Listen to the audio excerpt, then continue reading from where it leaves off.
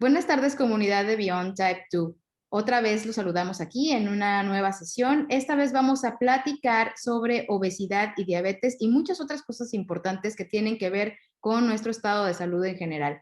Hoy nos acompaña Rebeca Aguilar Pérez. Ella es licenciada en Nutrición y Salud Pública y además tiene el diplomado de educadora en diabetes desde hace ya mucho tiempo y en diabetología. Hace poco terminó su especialidad en nutrición clínica con un enfoque en geriatría y actualmente se está certificando en psicología alimentaria. Rebeca, bienvenida. Muchas gracias por aceptar nuestra invitación. Muchas gracias, Eugenia. Gracias, Mariana. Es un placer estar aquí. Gracias. Y como siempre nos acompaña Eugenia Araiza, quien se encuentra detrás de todo lo que ustedes ven publicado en Beyond Type 2 y quien se encarga de publicar el contenido y de manejar las redes sociales para este programa de Beyond Type 2. Buenos días, Eugenia. Hola, hola. Qué gusto, Rebeca. Y adentrándonos en el tema que viene este 4 de marzo, el 4 de marzo es el Día Mundial de la Obesidad. Platícanos en términos generales, ¿qué es la obesidad? Fíjense que tenemos un mal concepto de la obesidad. En realidad, la obesidad únicamente es un exceso de acumulación de grasa en nuestro cuerpo. Pero ¿qué creen? Nada tiene que ver con la forma en la que una persona se ve físicamente. A veces damos por hecho que, ay, mira, es que ella se ve un poco pasada de peso, pues seguramente es obesa o tiene sobrepeso. Pero los estudios o la evidencia clínica marca todo lo contrario. La evidencia dice que lo que hace a una persona obesa es ese exceso de grasa que podemos tener y podemos tenerla normalmente, que le llamamos grasa visceral, a esta grasa que precisamente se encuentra alrededor de nuestros órganos, alrededor del corazón, alrededor de tus pulmones, de tu hígado, y eso es lo que en realidad pone en riesgo a una persona. A veces podemos ver personas con un peso normal, entre comillas lo pongo, porque muchas veces esas personas que vemos delgadas o con este peso normal pueden tener un porcentaje de grasa bastante elevado, y si únicamente nos quedamos con su físico, su apariencia, con un normopeso, pudiéramos pensar que ellas no tienen el mismo problema de salud que una persona que visualmente se ve un poco más gruesa, por así decirlo. Oye, mencionaste varias cosas que llamaron muchísimo mi atención. Primero, este tema de que no tiene siempre relación la forma en la que te ves con tu estado de salud en general y para que pudiéramos definir normopeso, sobrepeso y obesidad. Y algunos ejemplos que me vienen a la mente rápidamente es, por ejemplo, mi esposo, ¿no? Yo platicándole a la comunidad sobre mi vida, ¿vieron? Mi esposo es una persona extremadamente delgada, pero su estilo de vida no es enteramente saludable y entonces la grasa corporal que hemos logrado identificar, por supuesto, acudiendo con un especialista en nutrición, su porcentaje de grasa corporal es más elevado que, por ejemplo, el porcentaje de grasa corporal que tiene mi hijo. Y también hemos visto casos distintos, como por ejemplo atletas de alto rendimiento que tienen un peso muy elevado, pero que tienen un porcentaje de grasa corporal muy bajo y un porcentaje de músculo muy alto también, ¿no? Entonces, lo importante que es esa parte de personalizar, individualizar y distinguir. Y por otro lado, mencionaste la parte del aspecto físico, lo importante que es dejar este estigma de peso saludable y peso no saludable comparando nuestro cuerpo con el de otras personas, ¿no? Yo lo veo como psicóloga, más desde esa perspectiva, pero ya combinado con la nutrición, tiene un enfoque que me parece fascinante y qué bueno que lo sacaste a colación porque es una pregunta con la que se acerca mucha gente en nuestra comunidad de, bueno, es que me han dicho que tengo sobrepeso, pero corro triatlones y entreno todos los días y tengo una actividad de cardiovascular muy elevada diario, me alimento, sigo una dieta y entonces es muy difícil que ellos solo lleguen a esas conclusiones y no acuden con un experto o un especialista como tú. Totalmente. ¿Y sabes por qué lo relacionamos de esa manera? Porque recuerdan que hasta con el pediatra y los médicos nos calculaban el índice de masa corporal o el IMC, que es la relación de nuestro peso con nuestra altura. Entonces, existen tablas para hombres, para mujeres, para niños y niñas incluso, y entonces esa relación era lo que nos hacía o nos catalogaba tal vez como un peso normal o sobrepeso o diferentes grados de obesidad, pero la verdad es que ya no, ni siquiera se debería de usar. En los niños sí, pero ya en los adultos ya no, Mariana. Entonces, mejor analicemos la calidad de la composición corporal de cada uno de nosotros. Y todo esto me hace un poquito como de ruido porque se hace énfasis en la obesidad, pero estas cuestiones pues no se platicaban o no se conocen ampliamente. Entonces, se está creando conciencia sobre la obesidad, pero ¿en qué aspecto y por qué es importante crear el énfasis en la obesidad, considerando esto que nos acabas de decir? Mira, nuestro cuerpo suele acumular grasa en lugares que podemos, la manera más fácil de identificarla, aquella que tú puedes ver y tocar. Tocamos nuestros bracitos, nuestra barriga, tal vez las caderas. Entonces, esa forma parte de nuestra grasa, pero hay una grasa que no podemos ver ni tocar, que es la grasa que está entre las vísceras, la grasa visceral, y que como se encuentra precisamente alrededor de órganos vitales, yo siempre les explico a mis pacientes o les doy el ejemplo del tráfico. Entonces, imagínate en una avenida muy grande, llena de carros, pues uno se estresa, te dan ganas de hacer pipí, te pones de mal humor, todo se pone muy incómodo. Para nuestro cuerpo, para nuestros órganos, pasa algo similar cuando existe mucha grasa entre ellos. Ellos se estresan, no funcionan muy bien y entonces el riesgo de padecer la presión arterial elevada o que se eleve el colesterol o el riesgo también incluso de padecer diabetes se va a elevar con esta acumulación excesiva de grasa. Fíjate que hacemos mucho énfasis siempre en que la diabetes tipo 2 en particular es multifactorial, ¿no? Que hay diferentes causas por las que puede una persona tener mayor o menor riesgo para desarrollar diabetes tipo 2, porque de pronto se creía por la información que leíamos que solamente el estilo de vida era como el factor decisivo, ¿no? Ahora sabemos que no, que además la genética es muy importante, que la raza y la etnia son importantes, que hay una serie de variables muy distintas y muchas además, pero vemos también al mismo tiempo que en poblaciones jóvenes, en niños y adolescentes, a medida de que ha habido una identificación de mayores cifras de obesidad y de sobrepeso, hay más diabetes tipo 2. ¿Por qué crees que esté pasando esto con nuestra población joven?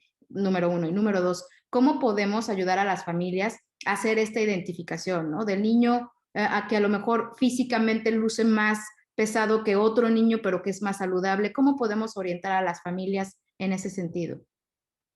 Mira, yo creo que se da un poquito más en los jóvenes porque si te fijas, tenemos más acceso a una mayor variedad de alimentos. Tenemos también, sobre todo ahorita que estamos en pandemia, se va a ver un aumento en el peso de nuestros jóvenes, pero también yo creo que la población de forma general, porque hemos disminuido la quema de calorías que habitualmente en nuestra vida tradicional estábamos realizando, nos movíamos más, salíamos un poco más al parque, había un poco más de movimiento. Esto lo platico en este último año que ya llevamos prácticamente en casa, viviendo en una pandemia. Entonces, el disminuir la quema calóricas, el estrés, las emociones, también solemos comer para llenar vacíos. Entonces, no sabemos si a lo mejor ese pequeño en casa tiene algún tipo de problema y entonces para él es mucho más fácil comer. Los niños, si no se les enseña desde pequeños a sentir sus propias emociones, luego vamos creciendo también como adultos y empezamos a tragarnos todo esto que sentimos y la manera más fácil de hacerlo también es comiendo, porque tenemos acceso a la comida. En cada esquina hay algún súper o alguna tienda donde podemos adquirirlos de forma rápida. Y a veces también creo yo que la emoción tiene mucho que ver por la falta de ganas de querer o salir a caminar o tratar de relacionarnos con alguna persona o algún grupo de personas que pueda jalarnos e iniciar algún tipo de actividad en grupo para que sea un poco más sencillo. Yo creo que eso es lo más importante a mi forma de ver.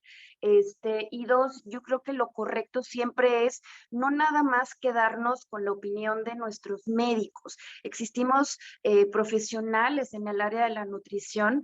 No todos tenemos una forma de observar este estilo de vida de una forma más centrada, por así decirlo, poniendo sobre todo las emociones enfrente sobre lo que solemos decidir, pero visitar un nutriólogo que nos pueda subir a una báscula, hacer plicometría, que es medir esas áreas donde acumulamos un poco más de grasa, nos puede ayudar a conocer nuestro estado nutricional y poder tomar medidas para mejorar ciertos aspectos de nosotros.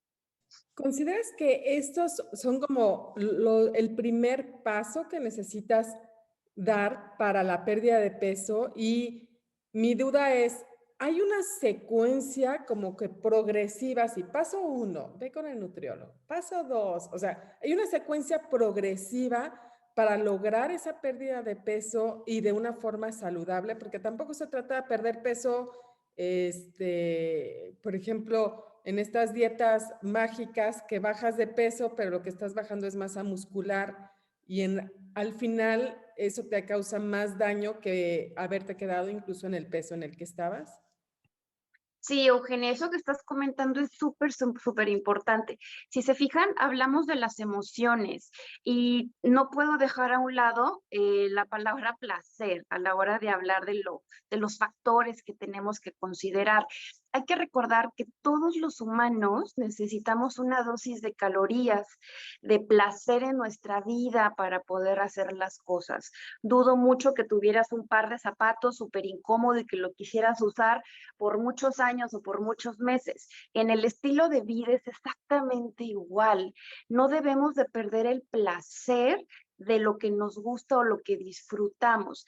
Creo yo que lo más importante es acudir con una persona que tenga esta forma de pensar, donde valore tus emociones y tu placer en cuanto a hacer un plan de alimentación hecho para ti, no para el montón, no esos planes de alimentación que a veces ya se tienen hechos y que se reparten como si fueran barajitas sin importar este punto tan importante que es que lo disfrutes, que sea placentero.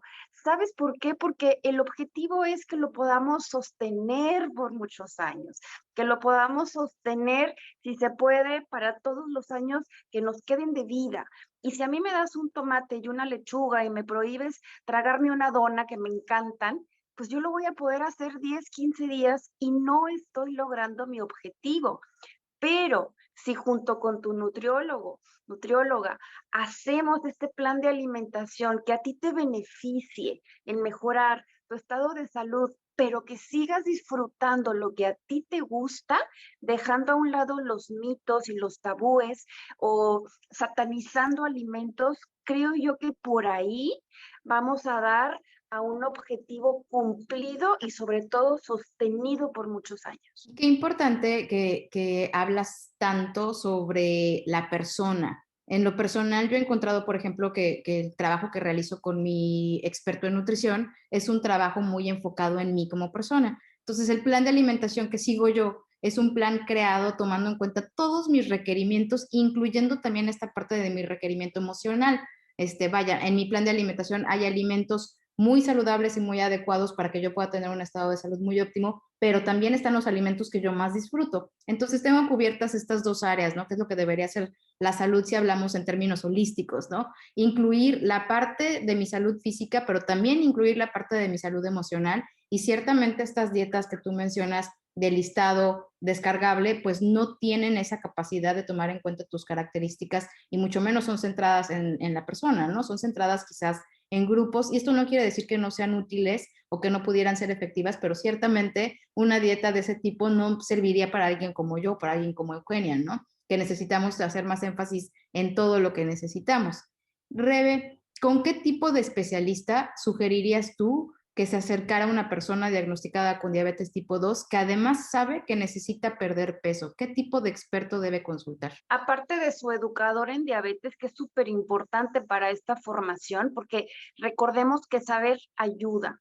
El saber es un abrir puertas maravillosas, pero también sería así como que el paquete ideal o el combo ideal que tu educador en diabetes también tuviera conocimientos de nutrición. O sea, este combo sería lo más maravilloso. Sé que a veces no todos los nutriólogos son educadores en diabetes o no todos los educadores en diabetes son nutriólogos, pero sí te recomiendo que se apoyen con nutriólogos clínicos, con nutriólogos que tengan conocimiento acerca de estas relaciones de nuestras emociones y las decisiones que tomamos a la hora de comer, porque podemos acercarnos con otro tipo de nutriólogos, no digo que esté mal, pero siento que lo que necesitamos es conocer el por qué como lo que como. Tú sabes también como psicóloga que cuando tenemos o queremos cubrir algún vacío y estamos molestos, solemos comer alimentos que truenan, chicharrones, o si estamos tristes, nos vamos por cositas más calóricas, pero que nos hagan sentir muy bien, cajeta, chocolate. Entonces, creo yo que para que esto se pueda cumplir, necesitas a una nutrióloga, un nutriólogo que esté empapado con esta área también para que tú lo puedas llevar de la mano junto contigo como paciente y pueda ser 100% efectivo. Y hasta cosas tan sencillas como los antojos, ¿no? Veía yo en una serie de materiales de consulta de un curso que estoy tomando que decían, bueno, si tienes un antojo, por ejemplo, la gente normalmente diría, sobre todo quienes vivimos con diabetes, ¿no? Híjole, es que se me antojó la galleta y tiene chochitos y lunetitas y cacahuatitos y todo lo que yo en teoría sé muy básicamente que no debería consumir, pero se me antojó, ¿no? Y entonces esta lectura hablaba de, bueno, ¿ya analizaste por qué se te antojó? Quizás si analizaras por qué se te antojó, lograrías satisfacer esa necesidad tuya emocional, de tu vida, de tu interior, para reemplazar ese antojo de esa galleta y a lo mejor al rato acabas y me dices, Mariana, pues es que ¿qué acabaste comiendo? Y Mariana tal vez te conteste una zanahoria. Digo, ahorita me da risa porque me queda claro que una zanahoria y una galleta no saben igual, ¿no? Pero al menos No. identificar esta parte del antojo y por qué tengo ese antojo y por qué no satisfacer ese antojo trabajándolo con un profesional de la salud que pueda incorporar esos pequeños gustos en mi plan, pues a mí me ha traído como mucha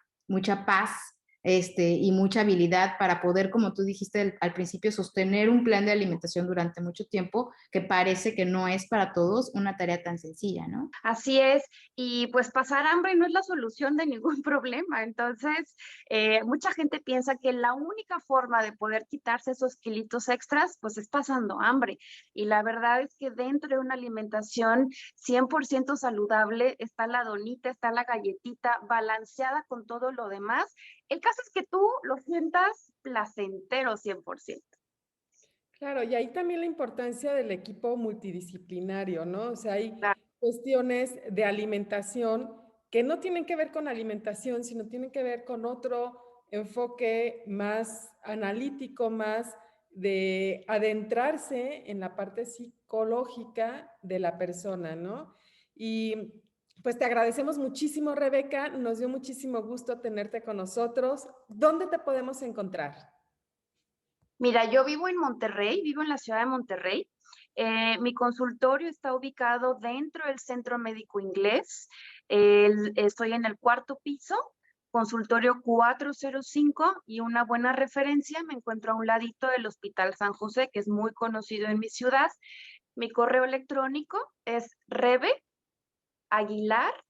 N-U-T de nutrióloga, @gmail.com y el teléfono es el 81 83 46 25 60. Pues un gusto tenerte, Rebeca. Gracias, Mariana, nuevamente por los espacios y a todos ustedes que nos están viendo, sigan al pendiente. Vamos a seguir teniendo mucha información muy interesante respecto a nutrición, respecto a psicología, con grandes ponentes que nos puedan estar apoyando y guiando sobre este camino que tenemos viviendo con diabetes. Hasta pronto. Gracias.